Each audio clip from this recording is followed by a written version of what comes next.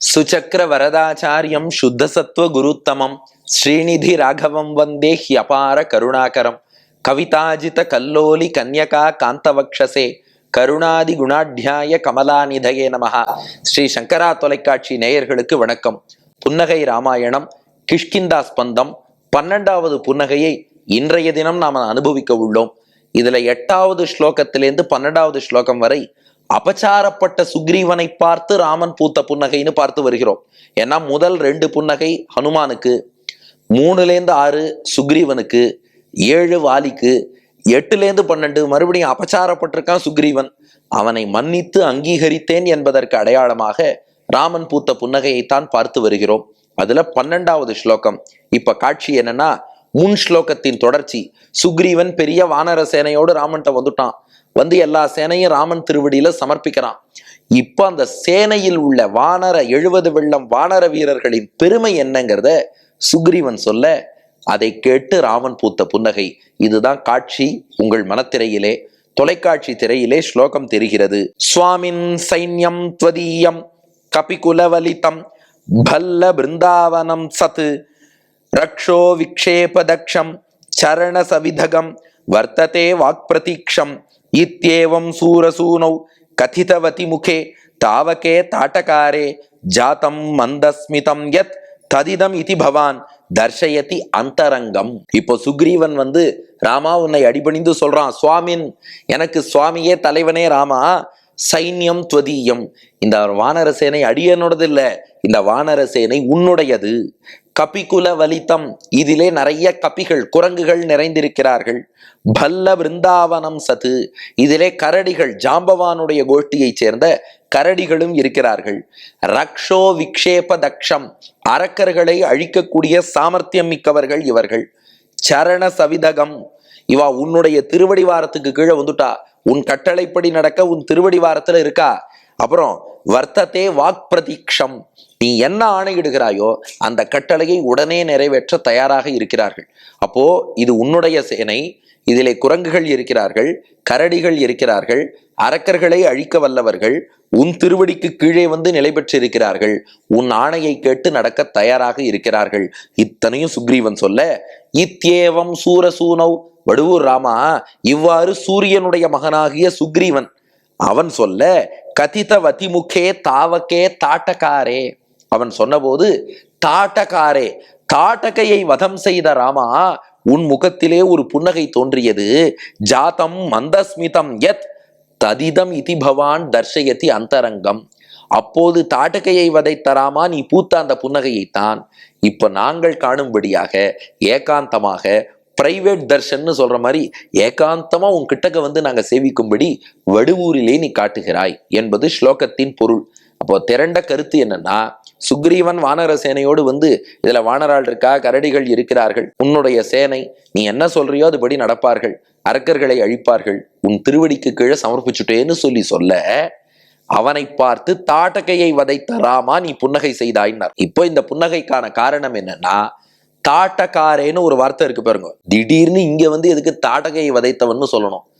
பாலகாண்டத்துல சொன்னா பரவாயில்ல, இது கிஷ்கிந்தா காண்டம். பாலகாண்டத்துல விஸ்வாமித்திரரோடு போன போதே இவர் தாட்டகையை முடிச்சுட்டார். அதை எதுக்கு இங்க சொல்லணும்னா, அங்கதான் புன்னகைக்கான காரணமே இருக்கு. ராமன் எப்பேற்பட்டவன்னா, தாட்டகைங்கிறவ ரொம்ப பெரிய அரக்கி, அவளையே தனி ஒருவனாக பானம் போட்டு அழித்தவன். சொல்லொக்கும் கடியவேக சுடுசரம் கரிய செம்மல் அல்லொக்கும் நிறத்தினாள் மேல் விடுதலும் வைரக்குன்ற கல்லொக்கும் நெஞ்சில் தங்காது அப்புறம் கழன்று கல்லா புல்லர்க்கு நல்லோர் சொன்ன பொருளென போயிற்றன்றே என்று அந்த தாட்டகை அனாயாசமா ஒரு பானத்தால அழித்தவன். அந்த ராமன் நினைச்சான்னா தனி ஒருவனா போய் ஒரே பானத்தால் ராவணனையே அழிப்பான். அப்போ தாட்டகாரேன்னு சொன்னதன் தாத்பரியம் என்னன்னா, தாட்டகையை அழித்தது போல அத்தனை அரக்கர்கள், ராவணன் எல்லோரையும் நீ அழிக்க வல்லவன். அப்புறம் எதுக்கு இந்த சேனையெல்லாம்னா, ராமன் என்ன நினைச்சானா, ராவணன் என்னதான் எதிரினாலும் அவனுக்கும் திருந்த ஒரு வாய்ப்பு கொடுக்கணும்னு நினைச்சானா. அவனுக்கு திருந்த எப்ப வாய்ப்பு கிடைக்கும்னா, ஒரு பெரிய சேனையோடு ராமன் போனான்னா அந்த சேனையை பார்த்து ராவணன் பயந்து போய், ஐயோ பெரிய சேனையா இருக்கேன்னு பயத்திலேயாவது திருந்தி சீத்தையை ஒப்படைக்க வாய்ப்பு இருக்கு. ராமன் நினைச்சா தனியாளாவே போய் அழிச்சிருவான். ஆனா இவன் தனியாளா போனான்னா ராவணன் என்ன நினைப்பானா, ஒரு ஆள் தானடா வந்திருக்கான், இதுக்காக நான் ஏன் சீத்தையை ஒப்படைக்கணும், நான் சண்டை போடுறேன்னு நினைப்பான். அப்போ இது சைக்கலாஜிக்கலா யோசிச்சு பாருங்க. ஒரு பெரிய சேனை வந்ததுன்னா அப்போ ஆஹா சேனை பெருசா இருக்கே, திருந்தலாமான்னு பயத்திலேயாவது திருந்துவான். ஒரே ஆளா போனா அவன் திருந்த மாட்டான். அப்ப அதுக்குத்தான் இந்த சேனையெல்லாம் ராமனுக்கு தேவையை ஒழிய இந்த சேனையை கொண்டு தான் ராமன் ராவணனை வீழ்த்த வேண்டும்ங்கிற தேவையில்லை. அதனால என்ன பண்ணானோ மனசுக்குள்ள சிரிச்சுனானோ, சரி தாட்டகையை வதம் பண்ண எனக்கு ராவணனை வீழ்த்துவது பெரிய விஷயம் இல்லை, சுக்ரீவன் என்னமோ இதை வச்சுதான் நான் அரக்கனை அழிக்கணுங்கிற மாதிரி ரக்ஷோ விக்ஷேபதக்ஷம் சரண சவிதகம் எல்லாம் சொல்றான். சரி பரவாயில்ல என்று அந்த சுக்ரீவனுடைய மனநிலையை நினைத்து ராமன் புன்னகை செய்தானா. இதை கொண்டுதான் நான் ஜெயிக்கணுமா?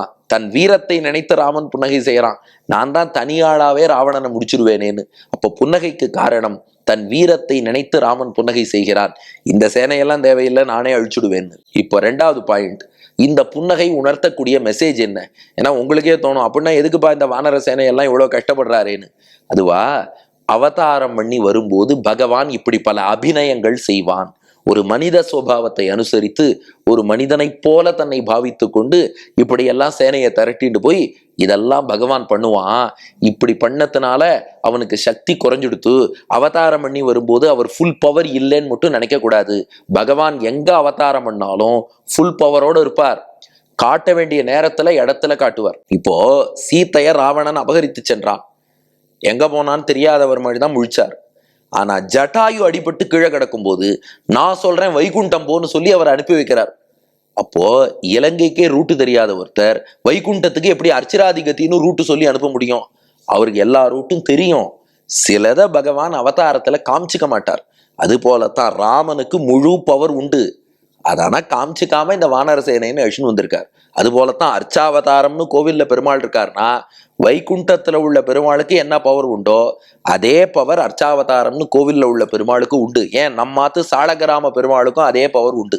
திருப்பதி பெருமாளுக்கு என்ன பவர் உண்டோ நம்மூர் கோவில்ல உள்ள பெருமாளுக்கும் அதே பவர் உண்டு. ஆகையினால எந்த அவதாரத்திலையும் அஜகத் ஸ்வபாவம்னு இத ராமானுஜர் ஸ்ரீபாஷ்யத்துல ஸ்வகீயம் ஸ்வபாவம் அஜகதேவ, அஜகத் ஸ்வபாவம், அவருடைய தன்மையோ சக்தியோ குணங்களோ குன்றாமல் தான் இருக்கான். அதனாலதான் நினைச்சானோ தாட்டகையே வதச்சவன் ராவணனையும் நான் முடிச்சிருவேன், சரி இந்த சேனை இருக்கட்டும்னு நினைக்கிறான். ஆகையினால அவதாரத்தில் பகவான் இப்படி அபிநயம் செய்வான். அதை பார்த்துட்டு சக்தி குறைஞ்சுடுத்துன்னு நினைக்க கூடாது. முழு சக்தியோடு தான் அவதாரங்கள் செய்கிறான். இது புன்னகை உணர்த்தும் செய்தி. 3, இதை ரசிப்போருக்கு என்ன பலன்னா நினைத்த காரியம் நடக்கும். ஏன்னா அடுத்து இப்ப நினைத்த காரியம் இனிதான் நடக்க ஆரம்பிக்க போறது. அதனால வாங்கோ ஸ்லோகத்தை சேவிப்போம். சுவாமின் சைன்யம் த்வதீயம் கபிகுலவலிதம் பல்ல பிருந்தாவனம் சத் ரக்ஷோ விக்ஷேபதக்ஷம் சரண சவிதகம் வர்த்ததே வாக் பிரதீக்ஷம் இத்யேவம் சூரசூனௌ கதிதவதி முகே தாவகே தாட்டகாரே ஜாத்தம் மந்தஸ்மிதம் யத் ததிதம் இதி பவான் தர்ஷயதி அந்தரங்கம் என்று சொல்வோம். நினைத்த காரியம் கைகூடும். நினைத்த காரியம் கைகூடணும்னா யார் அனுகிரகம் பண்ணுவா? ஆஞ்சநேயர். அதனாலதான் பாருங்க தோப்பு தெருல ராஜகோபால சுவாமி திருக்கோவில்ல ஹனுமான் திருவடி வாரத்திலேயே நாம உட்கார்ந்துருக்கோம். இவர் ரொம்ப ஸ்பெஷல் ஹனுமான். வியாசராஜ தீர்த்தர் பிரதிஷ்டை செய்த ஹனுமான். அதுக்கு அடையாளம் தான் அவர் வால்ல உள்ள மணி. இந்த ஹனுமானுக்கு வாலிலே ஒரு மணியை சேவிக்கலாம். இடுப்பிலே உடைவாளோடு இருக்கிறார். தன்னுடைய இடது திருக்கரத்துல சௌகந்திகா புஷ்பம் என்ற புஷ்பத்தை வச்சுருக்கார். மகாபாரதத்துல பீமனுக்கு ஹனுமான் தான் சௌகந்திகா புஷ்பம் எடுத்து கொடுக்கிறார். மகாபாரதத்துல வந்திருக்கு. அந்த வரலாறை அப்படியே காட்டும் விதமாக சௌகந்திகா புஷ்பத்தோடு இந்த ஹனுமான் எழுந்தருளி இருக்கார்.